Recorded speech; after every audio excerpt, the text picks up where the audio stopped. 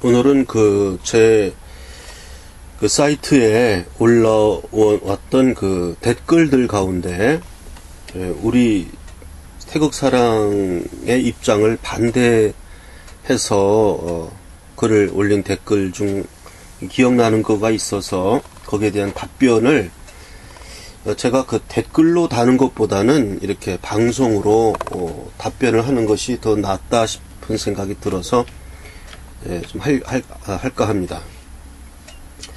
그 이화영 목사님 그 태극기 방송을 보니까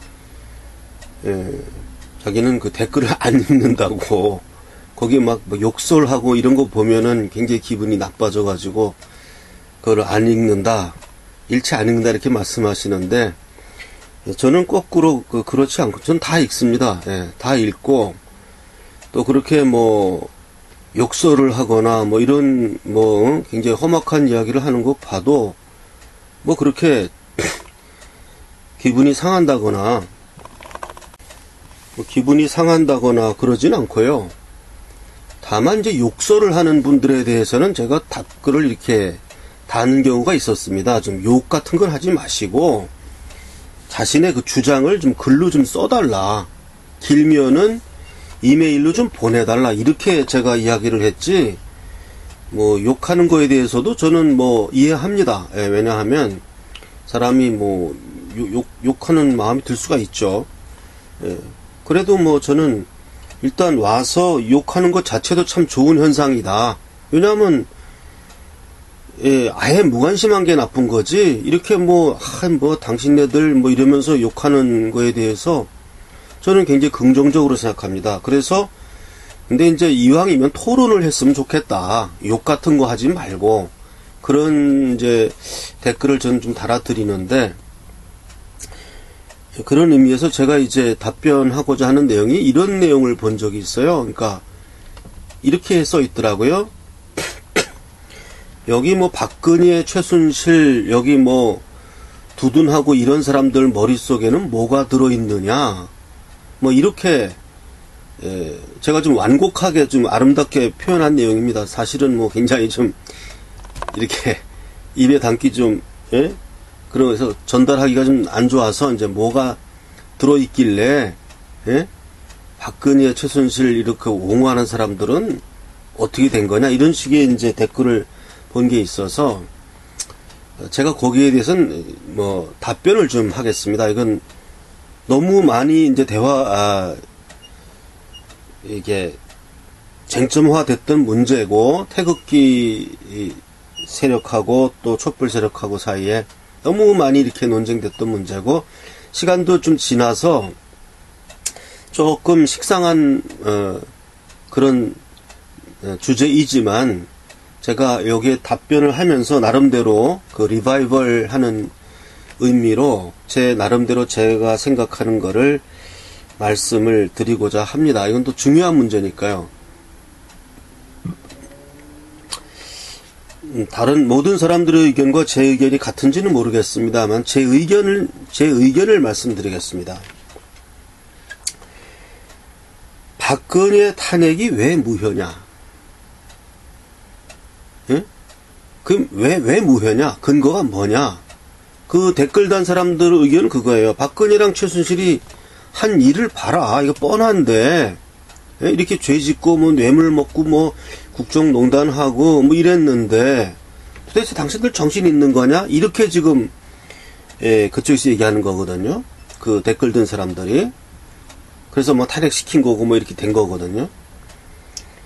저는 거기에 대한 답변을 이렇게 합니다.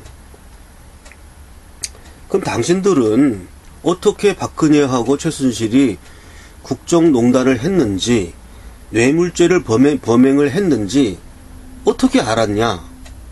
그럼 그 사람들은 뭐라고 대답해야 되냐 하면 언론을 보고 알았다, 이렇게 대답해야 돼요.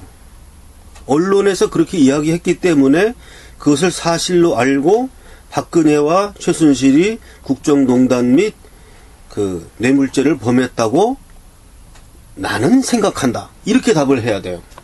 왜 그러냐 하면 어떠한 재판도 나온 게 없으니까.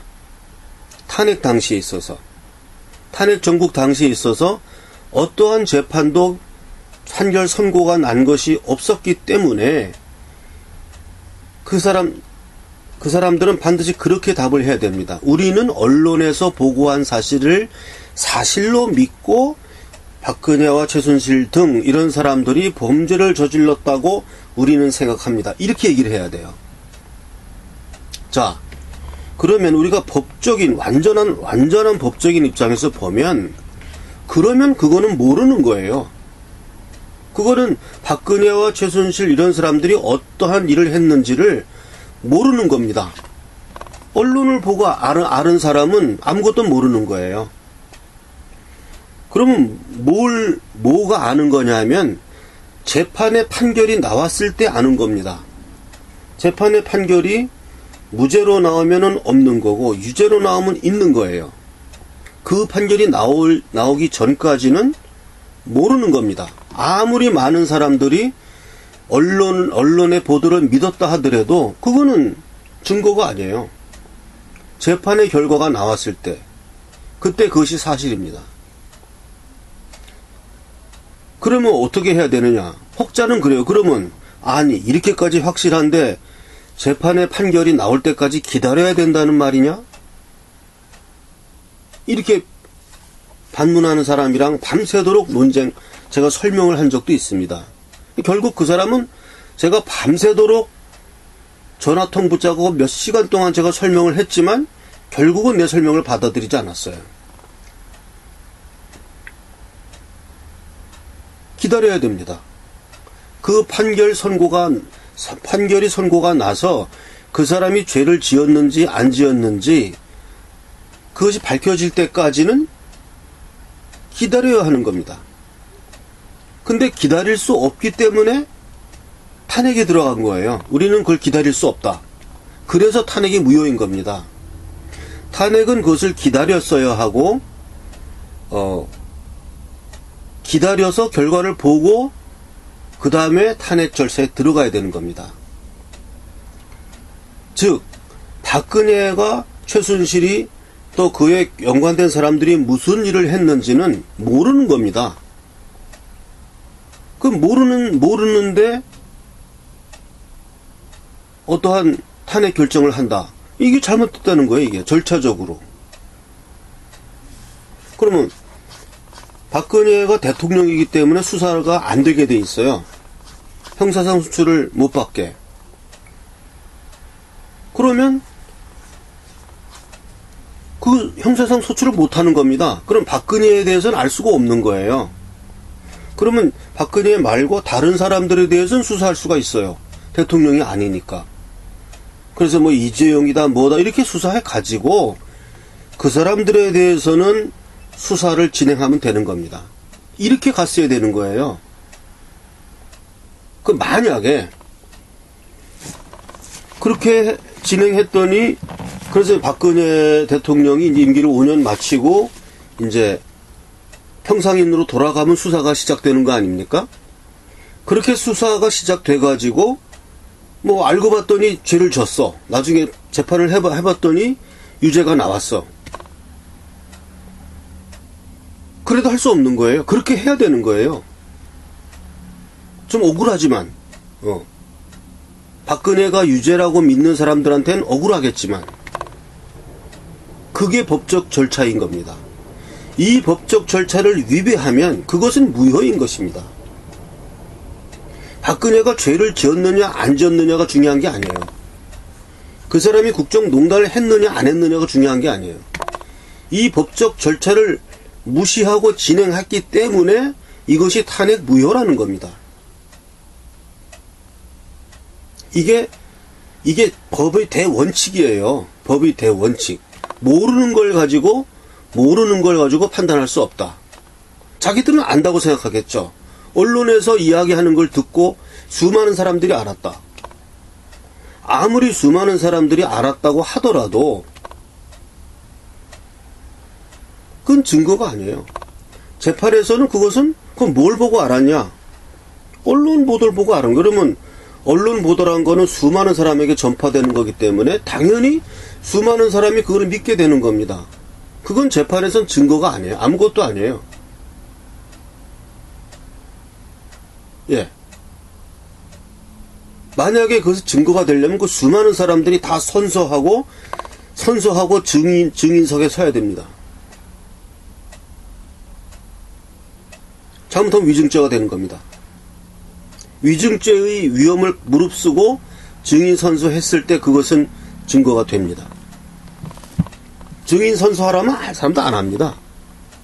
위험 부담이 있으니까. 잘못하면 위증죄가 되는데 위증죄 될 수 있어요. 왜? 언론 보도만 보고 당신은 뭘 알길래 증언했냐 이렇게 따질 수가 있어요.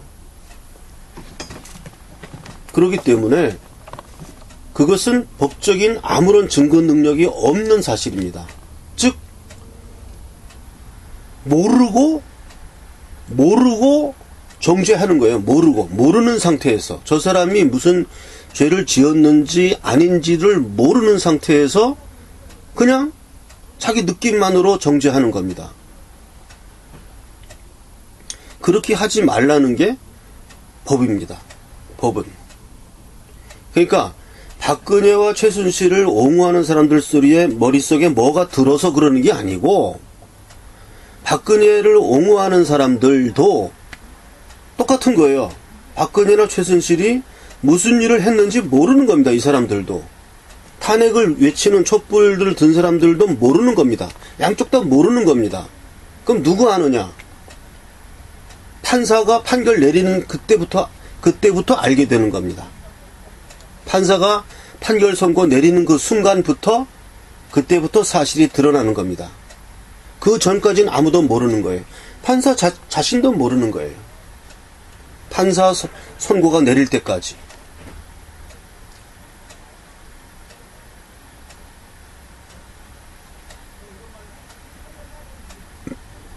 그 지금 박근혜가 죄가 있느냐 없느냐는 중요하지 않아요. 그건 언젠간 밝혀지게 돼 있는 거예요. 시간이 지나면. 그러면 그 밝혀지는 시간이 올 때까지는 억울하겠지만 만약에 정말로 유죄라면 유죄를 주장하는 사람의 입장에서는 억울하겠지만 할 수 없는 거예요. 그게 법인 거예요. 왜? 만약에 그거를 신속하게 했다가 나중에 무죄면 어떡하냐 이거예요. 지금 그게 지금 벌어지고 있지 않습니까?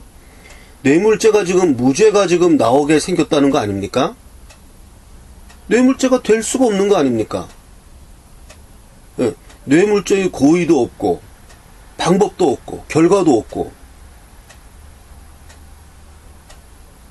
그러면 이게 지금 하나의 그 사회적인 파동을 일으킬까봐 국정농단 쪽으로 이제 몰고 가려는 거 아닙니까? 뇌물죄는 도저히 안 되겠으니까. 그러니까 탄핵 국면에서 뇌물죄라고 생각했던 수많은 사람들의 생각은 전부 틀린 생각이었던 거예요. 언론에서 보도한 것만 보고 믿은 거. 그거는 법적으로 아무런 가치가 없는 생각입니다. 수많은 사람들은 보는 게 뭡니까? 텔레비전 켜고 텔레비에서 하는 아나운서 입에서 나오는 얘기를 똑같이 보는 것 뿐이에요. 그게 무슨 판단력이 있습니까? 그런 게. 그래서 판단을 우리가 법원에 맡기는 것이고 법원의 판사는 언론에 기반해서 판단하는 게 아니지 않습니까? 그래서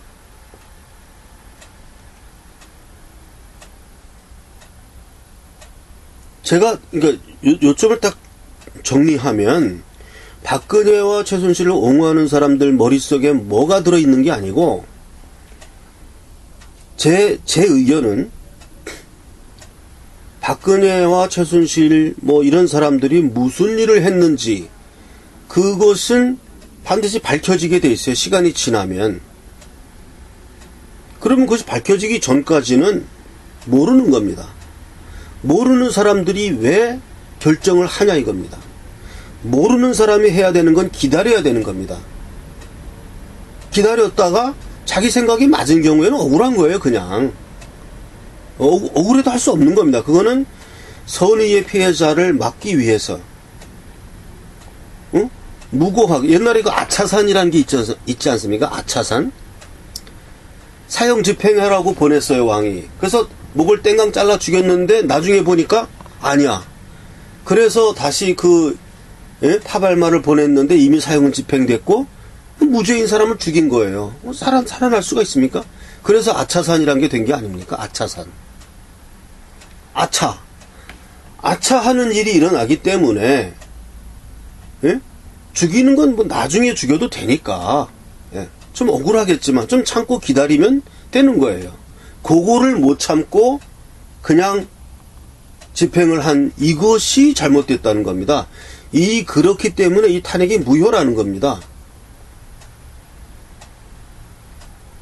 아시겠습니까? 저만 해도 박근혜와 최순실, 박근혜 국정농단 사태가 무엇인지에 대해서 관심이 없어요. 그 내막이 뭔지에 대해서 관심이 없어요. 지금 이게 중요한 게 아니고 이것은 시간이 지나면 밝혀지는 것이고 밝혀질 수밖에 없는 것인데 그 밝혀지는 시간까지 그 시간이 당도할 때까지 왜 못 기다리냐 이겁니다. 기다리지 않는 것 그것 자체가 무법천지인 거예요. 기다리지 않는 거.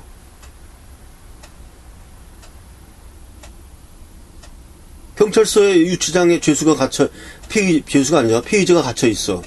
지금 재판이 아직도 끝나지도 않았어. 근데 사람들이 가가지고 철창문 열고 가서 목을 땡강 잘라 죽인 겁니다. 그 나중에 재판했더니 무죄 나오면 어떡할 거예요? 물론 유죄가 나오면은 일찍 잘 죽였다 이러겠죠. 근데 유죄가 나올지 무죄가 나올지 알 수가 없는 겁니다. 그것을 기다리는 것이 법치주의고 민주주의인 것입니다. 자기는 확신할 수 있어요. 자기는. 신문 언론 보고. 자기가 물론 박근혜랑 굉장히 잘 아는 사람이고 그래가지고 신문 언론 보도 본 게 아니고 직접 봤다. 그러면은 얘기가 또 달라요. 그 사람은. 자기가 직접 본 거니까. 근데 그런 사람이 몇 사람 되겠습니까? 전부 신문, 방송 거기서 이렇게 발표되는 거를 보고 그대로 믿은 거예요. 그거는 하나의 믿음이지 그건 사실이 아닌 것입니다. 사실이 아닌 것을 믿고 하는 행동은 허용되지 않는 것입니다. 본인들에게는 억울할지 모르지만 기다려야 되는 것입니다. 그것을 기다리지 않고 했기 때문에 이 탄핵은 무효인 것입니다. 그것이 국정농단이 됐든 뇌물죄가 됐든 무엇이 됐든 그래서 우리가 법에서 용의자라고 하지 않습니까? 용의자. 죄수라고 안 부르고 용의자라고 합니다. 용의자가 무죄가 되는 경우가 얼마나 많습니까? 용의가 있는 사람인데 나중에 보니까 아니야. 심지어 재판 선고받고 복역하다가 진범이 잡혀가지고 석방되는 사람까지 있어요. 그런 사람까지 나오는 게 재판인데 이건 재판이 시작되지도 않은 상태에서 무슨 의혹, 보도 그러니까 사람들은 그거겠죠. 자기가 이 얘기를 언론에서 하는 얘기를 쭉 들어보니 앞뒤가 맞더라. 그러니까 난 이렇게 판단한다 이겁니다. 그 판단이 아무런 의미가 없다는 겁니다. 법적으로. 그 판단을 가진 사람들은 조용히 해라 이겁니다. 법적으로 명확히 가려보자는 겁니다. 그래서 지금 가리고 있는 거 아닙니까? 법원에서. 과연 뇌물죄를 지었는지 그 판단이 나올 때까지 기다려야 되는 겁니다. 그것을 기다리지 않았기 때문에 그것이 뇌물죄든 국정농단이든 뭐든 그 결과가 밝혀지지 않았고 뇌물죄라는 것 자체도 지금 탄핵에 굉장히 중요한 범죄 중에 하나로 거론된 거였기 때문에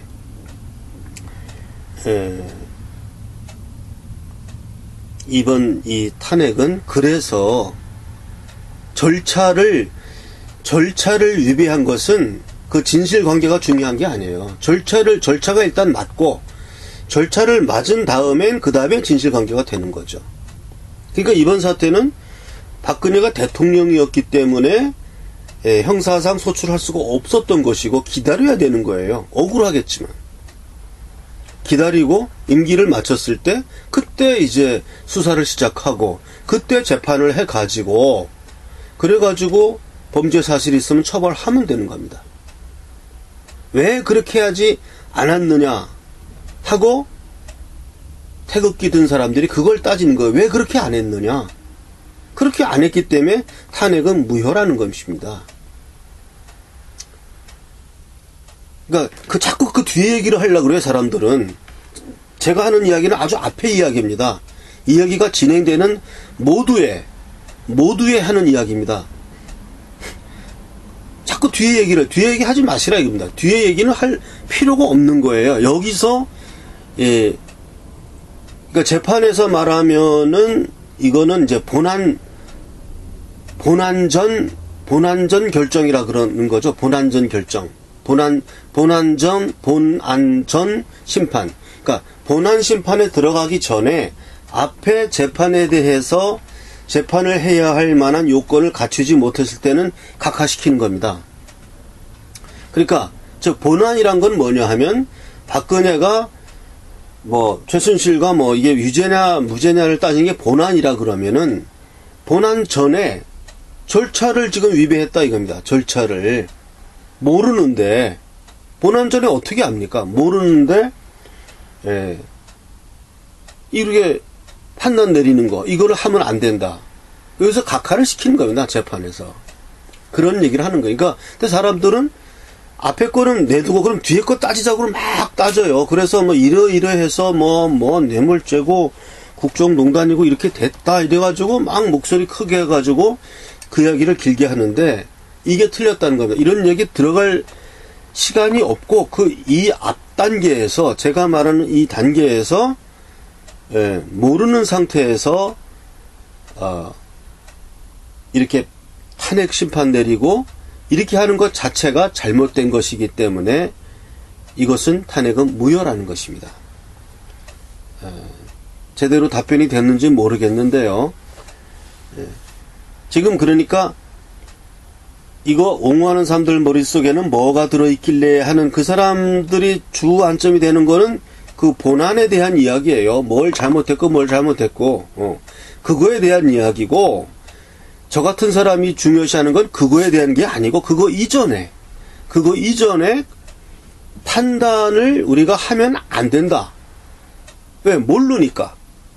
모르는 사람들은 기다려야 된다. 기다리지 않고 내린 판단은 잘못된 것이다. 이런 것입니다. 이거를 잘 생각해 보시기 바랍니다. 태극신문에 대해서 문의하시는 분이 있어서 답변합니다. 태극신문은 우리 보수 우파를 대변하는 정론지를 지향하고 그것을 목표로 처음에는 주간이나 2주간 정도로 발행을 시작하면서 나중에 점점 사세가 확장되어 가면 매일 신문을 목표로 지금 발간할 계획으로 있습니다.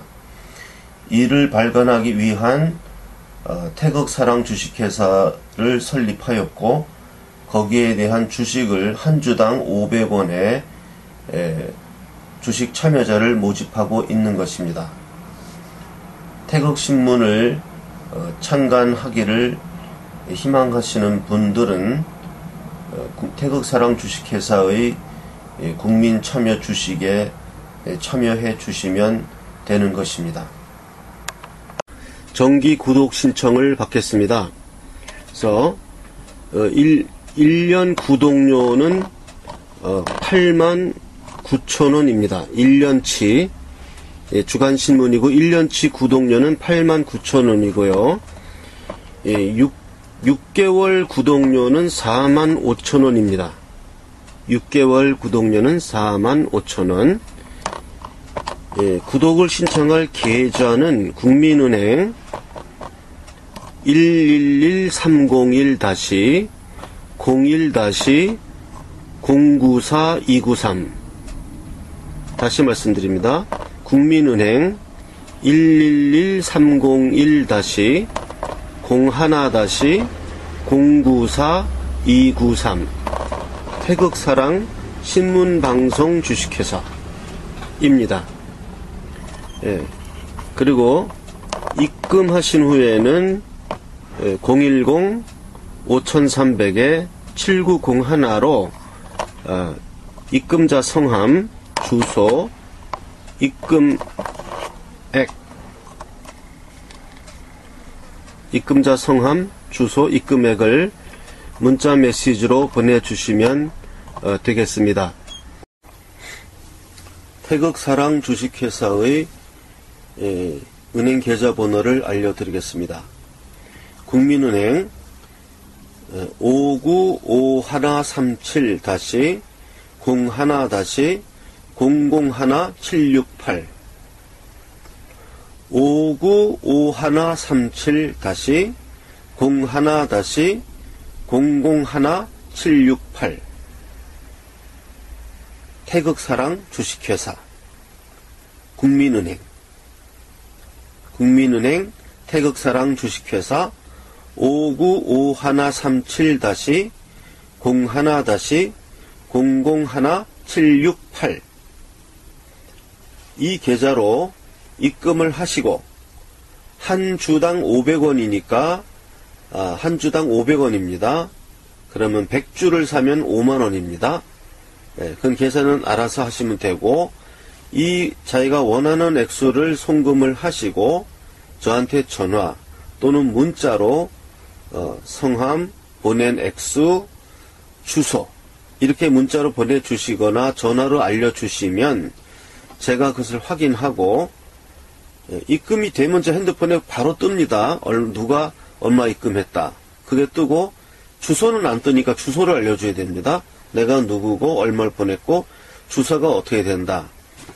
주민등록번호를 공개하고 싶지 않은 분은 안 알려줘도 됩니다. 이름하고 주소만 있으면 주주명부에 특정이 되니까 그건 관계없고요.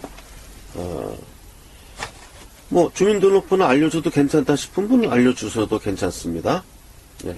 그렇게 해서 문자 또는 전화를 주시면 제가 우편으로 주식 명의개서 태극사랑 주식회사 대표이사 인 도장 꽝 찍어서 보내드리면 그것이 주주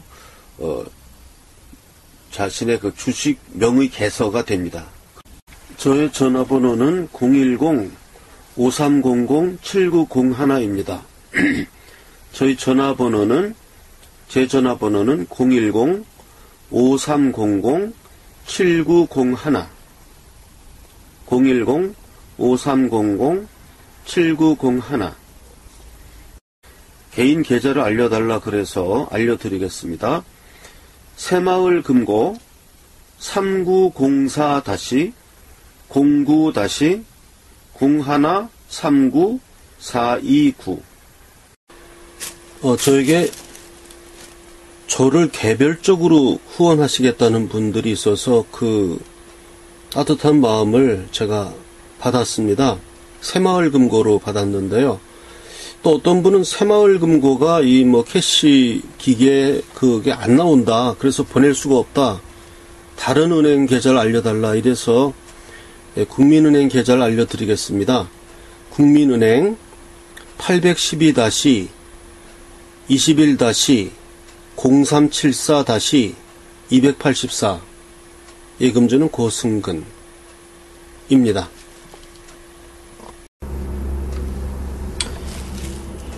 스위프트 코드를 말씀드리겠습니다. 스위프트 코드는 CZNBKRSE입니다. 스위프트 코드, 국민은행의 스위프트 코드입니다. CZNBKRSE입니다. 제가 늘 얘기하는 그 계좌에서 국민은행 595137 그 계좌 있지 않습니까? 이 계좌로 해외에서 송금하려고 하는데 스위프트 코드를 몰라서 송금이 안 된다고 저한테 연락이 왔어요. 그래서 제가 은행에 알아보니까 국민은행의 스위프트 코드는 CZNB KRSE입니다. 그러니까 요거를 알아셔서 요거를 스위프트 코드를 치면은 해외에서 송금할 수 있다고 합니다. 오늘 제가 알아서 방송합니다. 저를 개별적으로 후원하시겠다는 분들이 있어서 그 따뜻한 마음을 제가 받았습니다. 새마을금고로 받았는데요. 또 어떤 분은 새마을금고가 이 캐시 기계에 그게 안 나온다. 그래서 보낼 수가 없다. 다른 은행 계좌를 알려달라. 이래서 국민은행 계좌를 알려드리겠습니다. 국민은행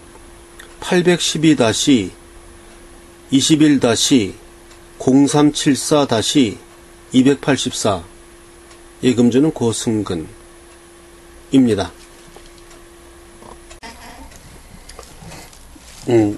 태극사랑 신문 무료 구독 신청을 받겠습니다. 태극사랑 신문을 보고 싶은데 경제적 사정이 어려우신 분들은 자신의 경제적 사정이 어렵다는 내용하고 주민등록증을 한 면을 복사하셔서 안산시 안산우체국 사서함 103호 태극사랑 주식회사죠. 이 주소로 편지를 보내주세요. 그러면 그 주민등록증 사본을 보고 연장자 순으로 적정한 명수를 우리가 선택해서 다 보내드릴 수는 없을 것 같지만 어쨌든 가능한 많은 분들이 돈이 없어서 이 신문을 못 보게 되지는 않도록 무료 구독을 할 수 있도록 우송해 드릴 테니까 어렵게 생각하지 마시고 안산시 안산우체국 사서함 103호 태극사랑 주식회사 앞으로 사연을 적어서 보내주시고 주민등록증을 복사해서 보내주시면 심사해서 무료로 계속 보내드리겠습니다.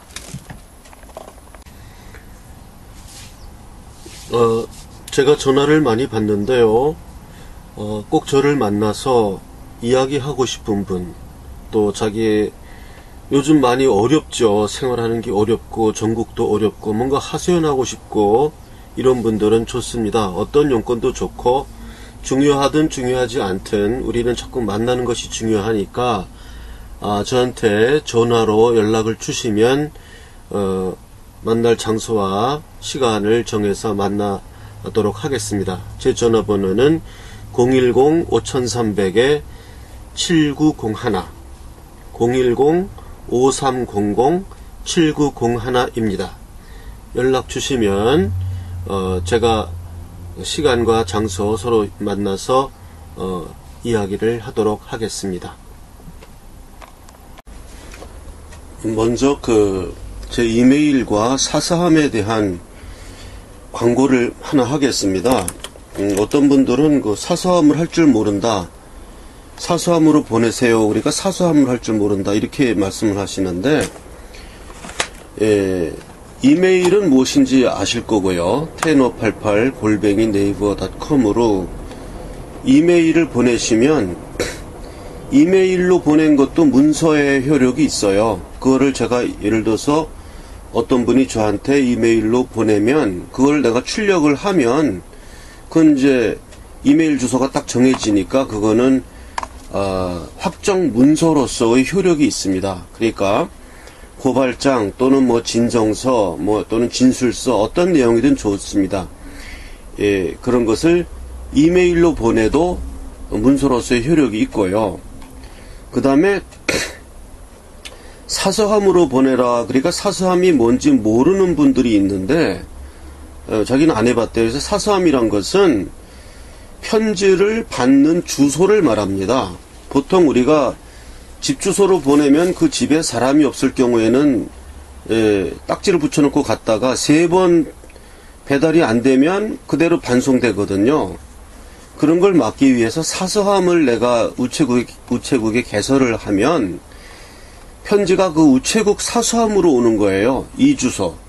경기도 안산시 안산우체국 사서함 103호 이렇게 내가 개설을 해놨어요. 그러면 우체국에 그 주소가 박스가 있습니다. 사소한 박스가. 그 키를 내가 가지고 다녀요.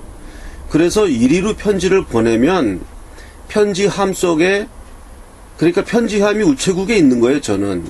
거기로 편지가 배달이 되면 내가 가서 내가 열쇠를 열고 나한테 온 그 배달물들을 가져가는 제도입니다. 그러니까 아주 편리해요. 그러니까 내가 집에 있든 없든 항상 우체국은 받으니까요.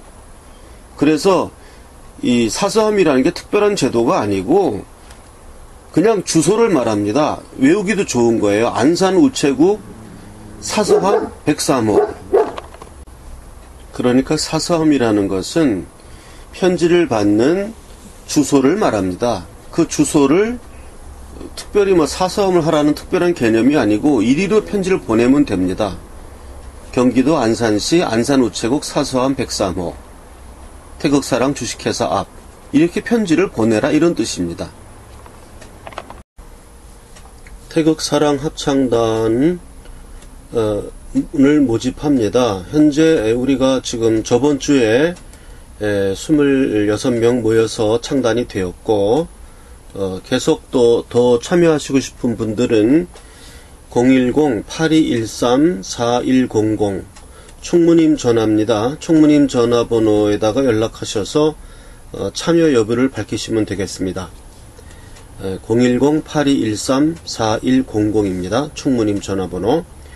연습 시간은 토요일 10시 반에서 11시 반까지 1시간 하고, 11시 반에서 12시 반까지 1시간 정도는 연습을 하기도 하고, 때로는 친교가 더 필요한 경우에는 친교 시간을 갖도록 하겠습니다.